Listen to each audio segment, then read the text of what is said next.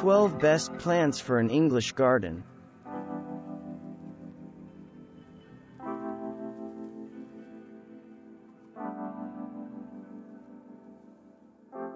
There are several wonderful bellflowers that will light up your garden. The peachleaf bellflower, Campanula persicifolia, stays in bloom most of the summer. Its long stems and abundance of buds make it a great cut flower, as well as a welcome garden plant. Unlike some Campanula species, the peachleaf bellflower does not self-sow to the point of becoming a nuisance, but do expect it to pop up in different spots each successive year. They are a welcome sight. Cottage Pinks, Dianthus x Allwoody, have the spicy scented flowers and fringed petals so typical of Dianthus species. Pinks are short flowers, so keep them toward the front of your garden border. You will enjoy their scent more if you plant them where you will brush up against them. New varieties are introduced every year, often in non-traditional colors other than pink. They are very drought resistant and because of their fragrance, not usually bothered by animals. However, butterflies love them.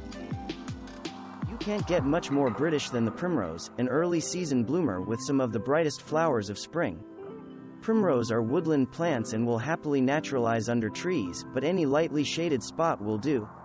The English primrose, Primula vulgaris, can produce multiple flowers per stalk and comes in a wide choice of colors. There are also flamboyant Japanese primroses, Primula japonica, that can reach 3 feet tall, and the extremely hardy cowslip, Primula veris, with fragrant yellow flowers. Hard to imagine an English garden without roses. Climbing roses that have an arbor or arch to climb over will definitely lend a cottage their garden charm. Shrub roses can do double duty as support for sprawling plants and delicate vines like clematis. Be sure to check out some of the modern English roses with their disease resistance and their heavenly scents. Delphiniums can be temperamental plants, but they are worth the extra effort. Although they can withstand quite cold winters, high heat and a lack of moisture during the summer can make them short-lived. These cottage garden standards can use a sheltered spot in your garden, so the tall flower spikes do not get knocked down by wind or rain. Deadhead the spent flower stalks down to ground level for repeat blooms. Delphiniums will bloom well into fall and can withstand light frosts. Hardy geraniums, not the bright red pelargoniums sold as zonal geraniums, are low, mounding plants that fill in around the base of taller plants and intermingle with a charming ease.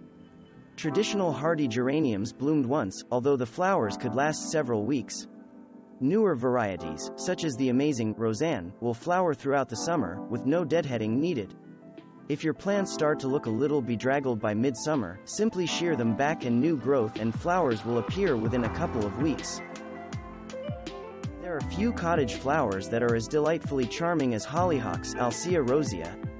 Many gardeners grow them because of their childhood memories of giant plants that could easily reach heights of 8 feet or more, making them vertical accents for any part of your garden. They also make excellent screens if you are trying to camouflage an eyesore in your yard, such as an air conditioning unit or a compost pile. You can choose from old-fashioned single flowers and fluffy double flowers. Give your hollyhocks a spot with good air flow. If they remain damp for long periods, they can develop rust fungus.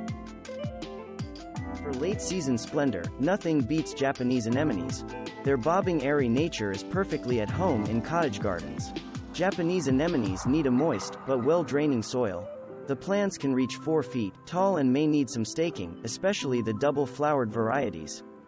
Honoran Jobert, a white flowering heirloom, has received a lot of attention lately, but Japanese anemones also come in shades of pink, purple, and rich mahogany.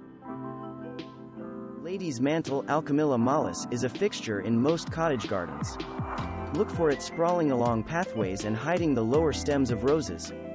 The cup-shaped leaves have a layer of waxy fuzz that grabs hold of water droplets and rolls them about.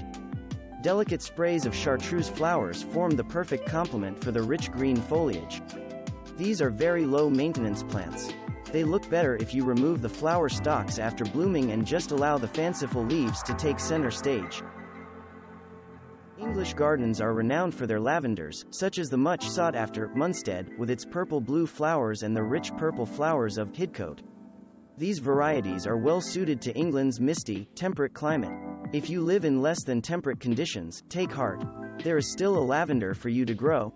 Just keep in mind that more lavender plants die from too much water than from too little. Give them well-draining soil. Although peonies have a brief flowering period, they are so stunning and fragrant when they are in bloom, nothing else in the garden matters. The foliage can look good the rest of the season, particularly when the leaves turn red in the fall, but watch out for botrytis, or gray mold, in humid conditions. Peony plants can live for decades if they are happy in their surroundings. Garden phlox, Phlox paniculate, are stars in the heat of late summer. Their flower clusters can last well over a month. Older varieties of phlox were prone to powdery mildew, but thankfully they have bred new types that stay beautiful no matter how humid your summer gets. The hummingbird moth is a phlox pollinator, so expect some visitors. Thanks for watching. Subscribe for more interesting videos. And please hit the like button for the YouTube algorithm.